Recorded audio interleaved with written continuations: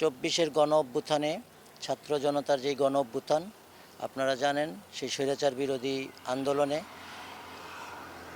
Fascist Sheikh হাসিনার নির্দেশে এদেশে হাজার হাজার ছাত্র জনতা, শ্রমিক, কৃষককে হত্যা করা হয়েছিল।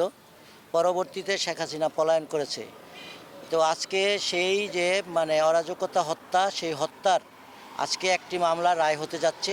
সেই রায়কে ঘিরে একটি বিশেষ মহল, বিশেষ করে আওয়ামী লীগ এবং আওয়ামী লীগের দোসররা আমাদের রূপগঞ্জকে অশান্ত করার একটা অপচেষ্টা চালাচ্ছে, যেন যে রূপগঞ্জের মানুষকে আমরা শান্তিপ্রিয়ভাবে রাখতে পারি, যেন রূপগঞ্জে কোনো ধরনের বিশৃঙ্খলা না করতে পারে। সেজন্য আমরা আজকে এই যে রূপগঞ্জ সদর ইউনিয়ন বিএনপি অঙ্গ সংগঠন এবং আমাদের রূপগঞ্জ উপজেলা যুবদল আমাদের রূপগঞ্জের বিভিন্ন পয়েন্টে আমরা এই অবস্থান নিয়েছি, যাতে করে আওয়ামী লীগ, যুবলীগ, ছাত্রলীগ তারা কোনো ধরনের অরাজকতা, কোনো ধরনের বিশৃঙ্খলা এবং জনমনে কোনো ধরনের আতঙ্ক সৃষ্টি করতে না পারে।